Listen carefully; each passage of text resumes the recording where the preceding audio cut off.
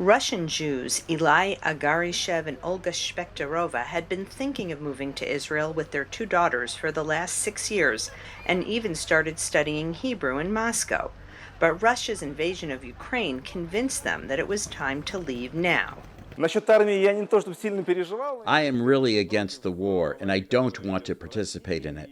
Friends of mine were drafted and even died fighting. We debated for a long time about coming, but the situation in Russia really gave us a push. We're a little tired now, but ready for whatever comes next.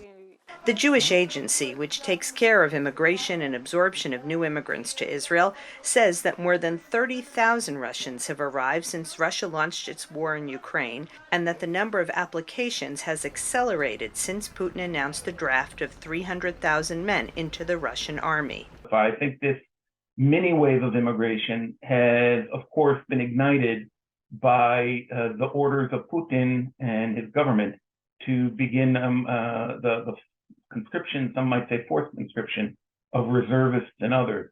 Israeli politician Natan Sharansky, a former Soviet dissident who spent 9 years in Soviet prisons because of his efforts to emigrate to Israel, says that the exodus of Russians with Jewish family connections is more generally related to Putin's autocratic restrictions on Russian society. It started from the moment that Putin put some restrictions on freedom of expressions, on freedom of organizations, on freedom of communications with the people, other people abroad, and might be most important, freedom of free discussion and expressing different views.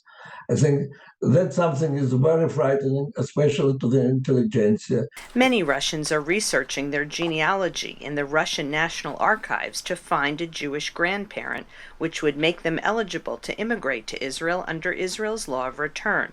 Sharansky says about 600,000 Russians have this Jewish family connection. Linda Gradstein for VOA News, Ben Gurion Airport, Israel.